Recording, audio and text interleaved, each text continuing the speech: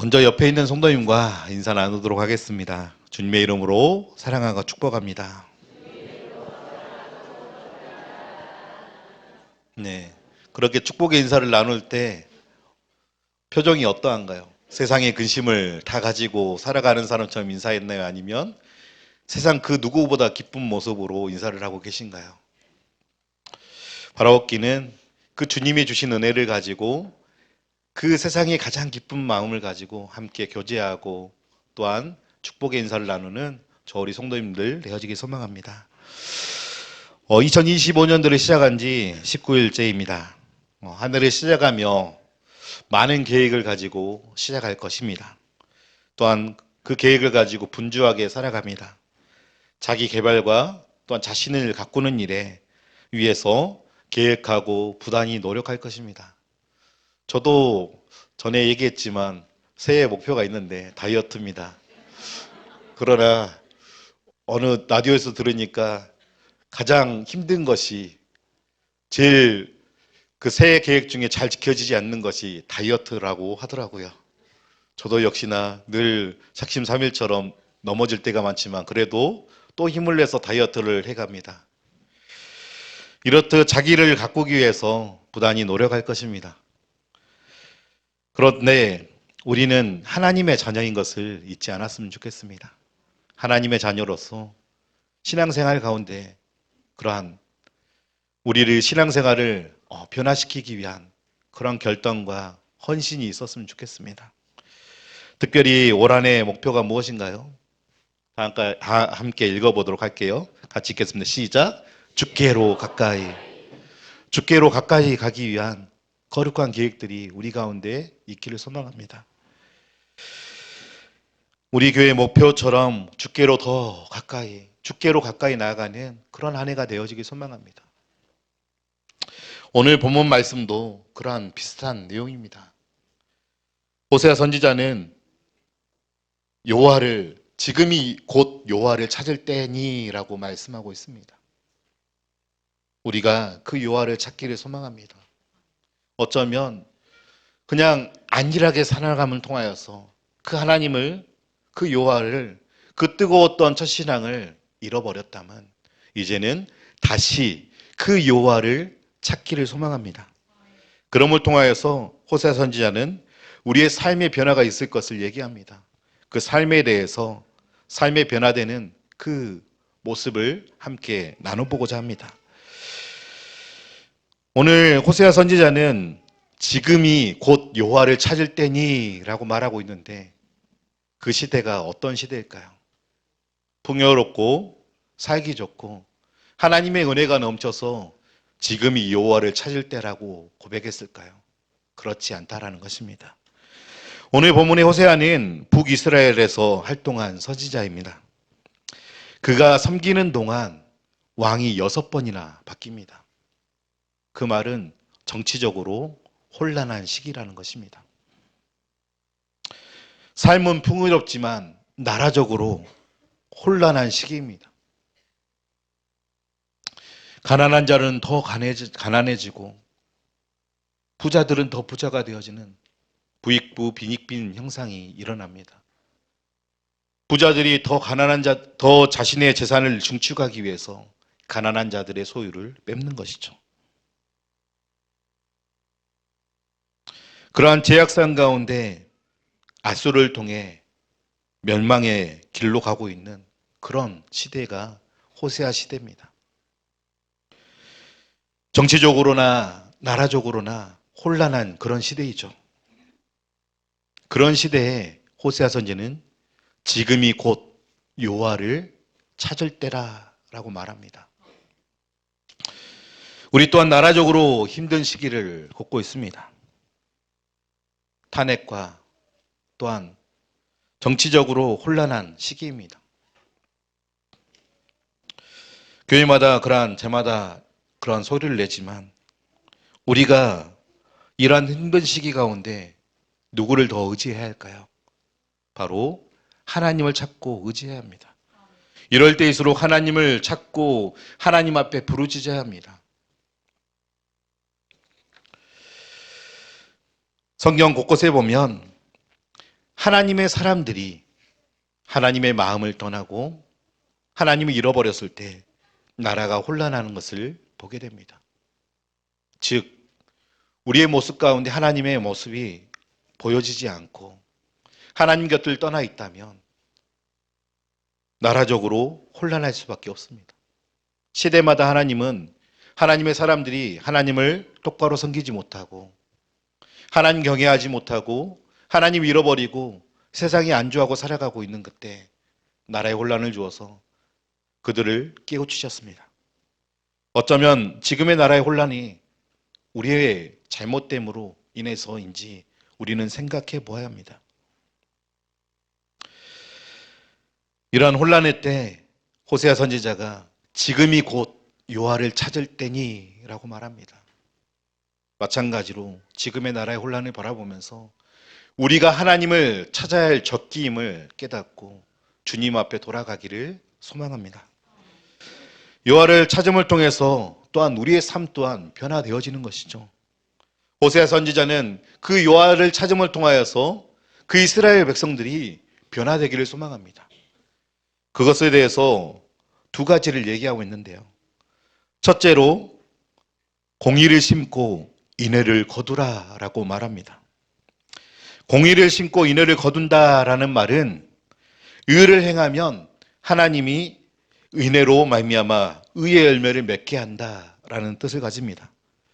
즉 이스라엘 백성들이 자신의 죄를 회개하고 하나님께 돌아와서 하나님의 말씀대로 살아가는 그 공의롭게 살아가고 심는다면 하나님의 그 인애를 걷게 될 것이다 라는 말씀입니다. 사랑하는 성도 여러분, 우리가 어쩌면 하나님의 공의에서 공의의 삶에서 멀어져 있지는 않습니까? 내가 거룩하니 너희도 거룩하라 라고 말씀하신 그 하나님의 말씀이 우리 삶 가운데 일어나고 있습니까? 어쩌면 세상 사람들보다 더 악한 모습으로 하나님이 주신 풍요를 가지고 더 차지하기 위해서 악하게 살아가고 있지는 않습니까? 오늘 이스라엘 백성들이 그러하였다라는 것입니다. 우리는 이 시간 우리의 죄를 구하고 하나님 앞에 사함을 받고 다시 한번 하나님 찾음을 통하여서 공의가 우리의 삶 가운데 심어지고 하나님의 은혜를 날마다의 삶 가운데 경험해가는 그러한 저와 우리 성도님 되어지길 소망합니다.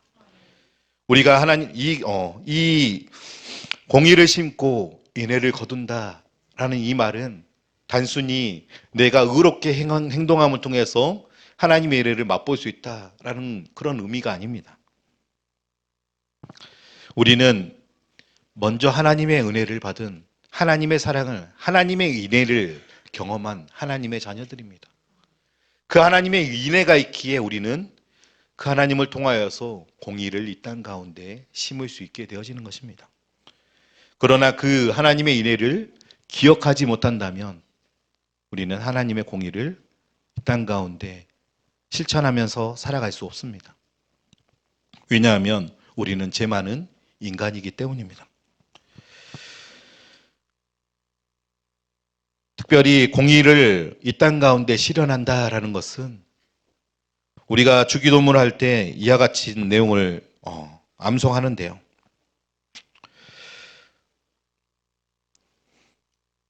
우리의 죄를 우리가 우리에게 죄 지은 자를 사하여 준 것 같이 우리 죄를 사하여 주시옵고라고 고백합니다.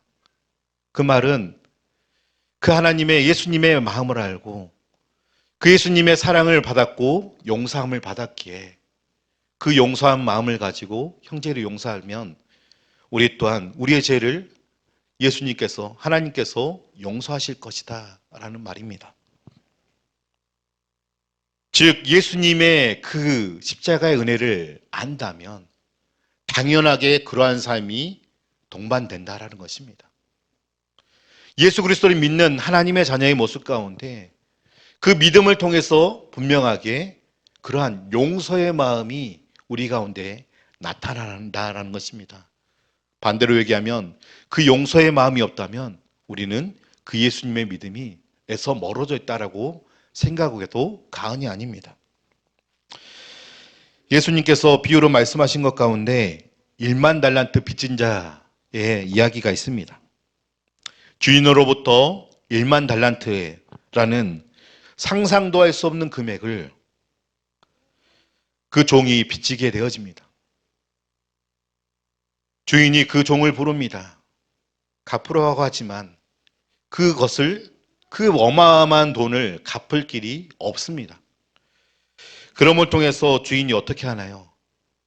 그 빚을, 상상도 할 수 없는 그 금액을 탕감해 줍니다. 없게 해준 것입니다. 아마 그 자는 너무나도 좋아했고 기뻤을 것입니다. 자기가 갚을 수 없는 그 많은 돈들을 주인이 탕감해 줬기에 홀가분하면서도 자유하면서도 기쁨이 넘쳤을 것입니다. 그렇게 길을 가는데 문제는 100데나리온 빚진 동료를 만나게 된 것입니다. 그러자 그의 모습이 어떻게 되나요? 싹 돌변하는 것이죠. 그러면서 내 돈 빨리 갚아라 라는 것입니다. 방금까지 자신 또한 빚쟁이로서 그 값을 치르지 못해서 허덕였던 그런 자였는데, 주인으로부터 상상할 수 없었던 그 1만 달란트의 값을 제하여 주었는데, 그것을 또한 그 은혜를 가지고 용서해 주지 못하고 그 다른 동료, 빚진 동료에게 빨리 갚으라고 얘기합니다. 그러자 그것을 갚지 못하는 그 동료를 때리고 옥에 가둡니다. 그것을 지켜본 옆에 동료들이 있습니다. 그 동료들이 어떻게 했는가? 민망히 여겼다라고 고백합니다. 민망히 여기고 주인에게 보고하자 주인이 어떻게 하나요? 다시 그에게 1만 달란트를 찾게 되어지는 거죠. 많은 돈을 탕감해 주었는데 너는 고작 100데나리온을 용서해 주지 못하느냐? 100데나리온은 하루 품삯밖에 되지 않는 그런 작은 돈입니다. 주인은 그러한 큰 돈을 제하여 줬는데, 그러한 은혜를 받았는데도 그 사람은 100데나리온은 돈을 빚진 자를 통하여 그 용서하지 못하는 그런 모습을 발견합니다. 그러한 야박한 모습이 어쩌면 우리의 모습일 수 있다는 것입니다. 나에게는 한없이 간대하지만 남에게는 정말 버거운 잣대를 들이우는 게 사람의 마음입니다. 나에게는 한없이 나의 실수는 용납하지만 내 다른 사람의 작은 실수 하나 또한 용납하지 못하는 우리의 모습을 발견합니다. 공의를 싣는다는 것은 그 하나님의 우리를 사랑하신 그 크신 은혜를 알기에 우리 또한 그렇게 살아가는 것, 이것이 공의입니다. 그러한 공의를 베풀수록 그 하나님의 사랑을 더 경험하게 되어지는 것입니다. 그래서 오늘 말씀에 공의를 심고 인애를 거두라 라고 말씀하고 있습니다. 우리가 하나님의 마음을 가지고 이 땅 가운데 심으면 그 하나님의 사랑을 더 풍성하게 누려지게 되는 것입니다. 또한 예수님께서 이와 같이 얘기합니다. 작은 자 하나에게 한 것이 내게 한 것이다. 작은 자 하나, 우리는 작은 자 하나 거들떠보지도 않습니다. 분주하게 살아가다 보니까 남을 돌아볼 겨를이 없는 것이죠. 그러나 예수님은 분명하게 그 작은 자 하나에게 한 것이 내게 한 것이다 라고 말씀합니다. 우리 옆에 있는 성도님에게 이렇게 다시 한번 인사 한번 해보도록 하겠습니다. 성도님의 얼굴을 보니 예수님의 얼굴을 보는 것 같습니다.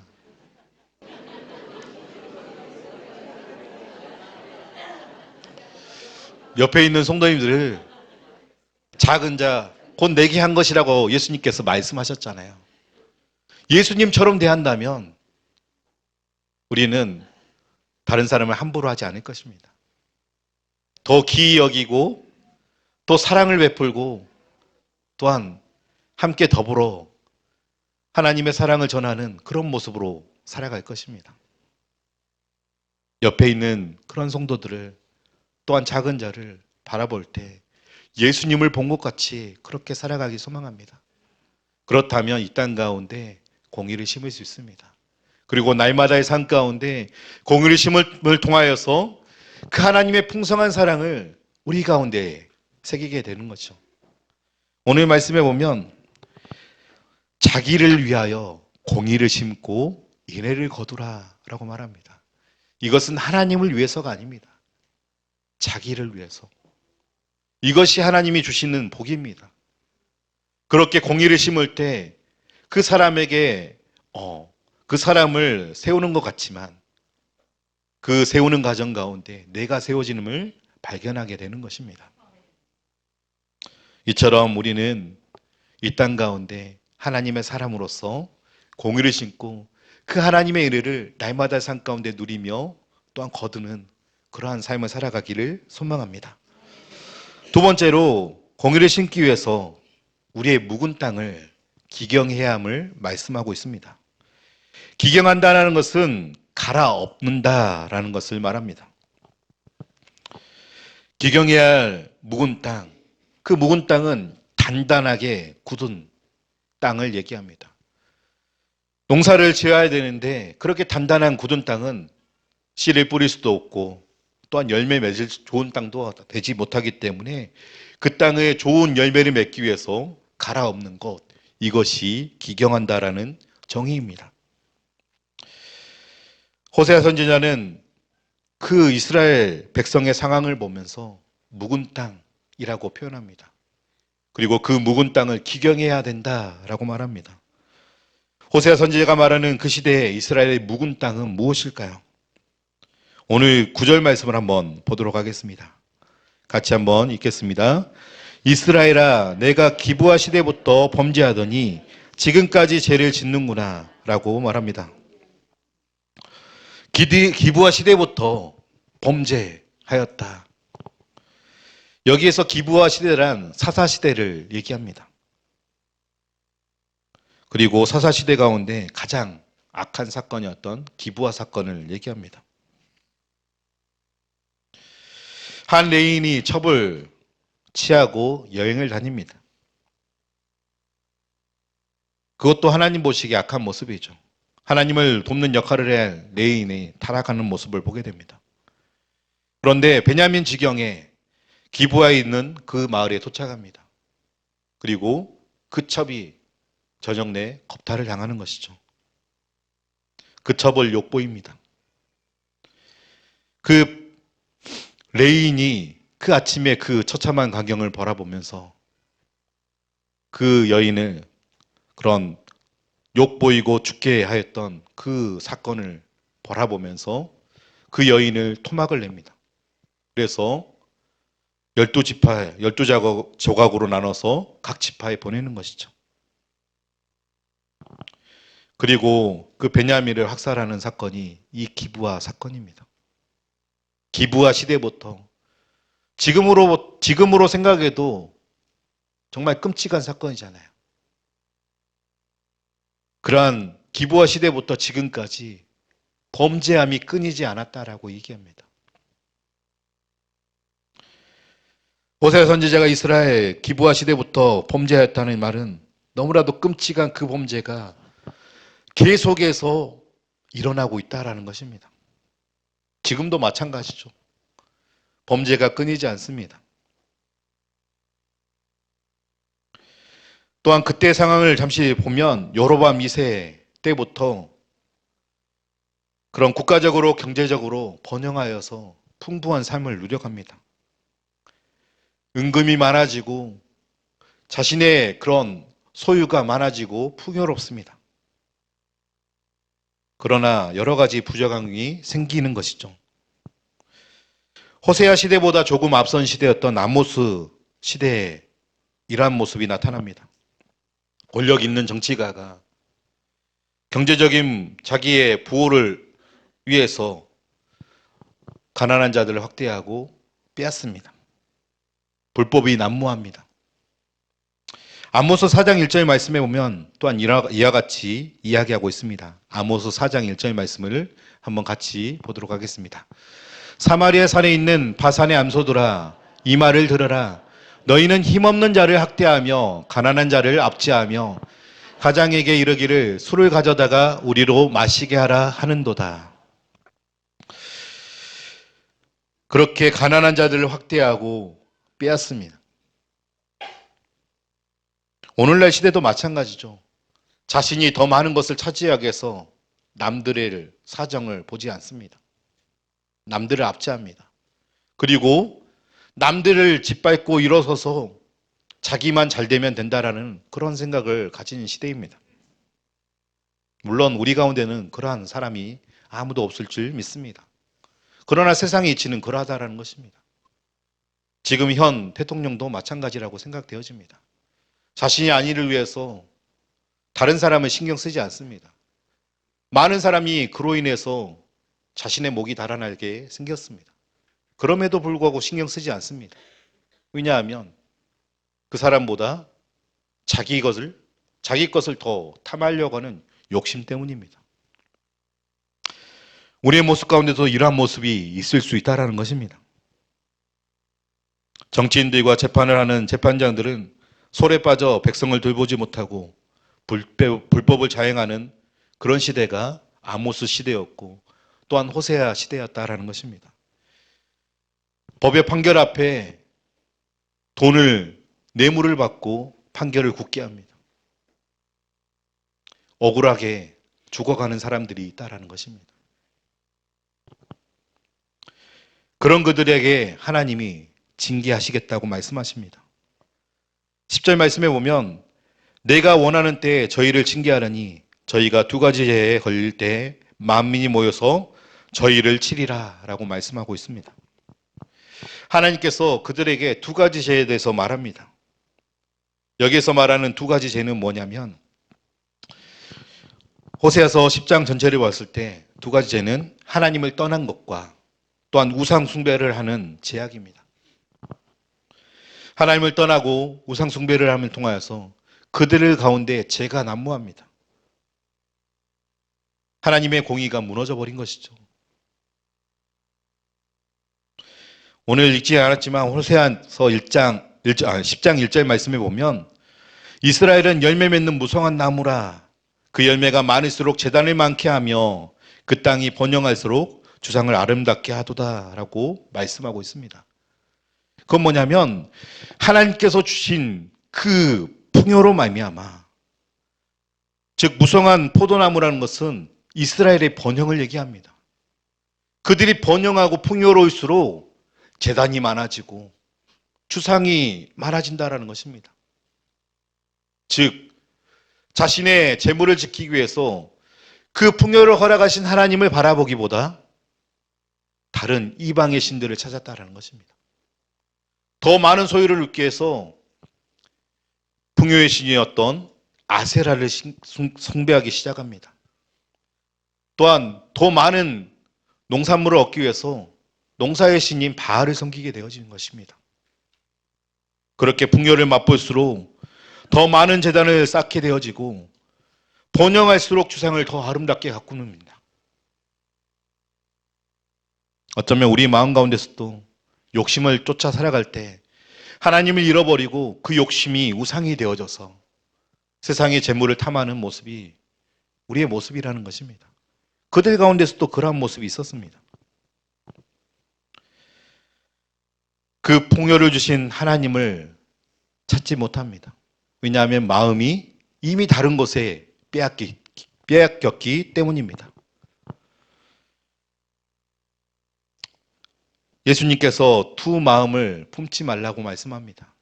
재물과 하나님을 겸하여 섬길 수 없다라고 분명하게 말씀하셨습니다. 그런데 우리는 마치 재물과 하나님을 같이 섬길 수 있을 것처럼 생각합니다. 우리가 욕심을 따라 살아간다면 자연스럽게 하나님을 멀리하게 되어집니다. 왜냐하면 인간의 욕심이 그와 같이 죄를 낳고 죄를 통하여서 하나님이 멀어지기 때문입니다. 우리의 모습 가운데 그러한 죄를 멀리하고 하나님을 가까이 하는 하나님의 사람들이 되어지기 소망합니다. 그러기 위해서 어떻게 해야 될까요? 우리의 마음을 기경해야 합니다. 이 세상의 때로부터 무거진 우리의 마음을 기경해야 합니다. 세상은 성공주의, 번영신학, 내가 잘 되는 것이 하나님 앞에 영광 돌리는 것이야 라는 잘못된 세상과 타협함을 통해서 잘못된 신앙관이 우리 가운데 들어옵니다. 하나님은 언제 우리에게 그러한 번영하여서 하나님의 영광을 드러내라 라고 말씀하신 것이 아닙니다. 하나님을 자신을 버리고 하나님을 따를 때 하나님은 기뻐하십니다. 누구든지 나를 따르려거든 자기를 부인하고 자기의 십자가를 지고 따르라고 했는데, 그런데 우리는 우리가 잘됨을 통하여서 하나님을 따르는 것처럼 잘못되게 생각하고 있다는 것입니다. 마치 오늘 11절 말씀처럼 그렇게 살아가고 있습니다. 오늘 11절 말씀을 한번 보도록 하겠습니다. 에브라임은 마치 길들의 왕소 같아서 곡식받기를 좋아하나 내가 그 아름다운 목에 멍에를 메우고 에브라임의 사람을 태우리니 유다가 밭을 갈고 야곱이 흙덩이를 깨뜨리라.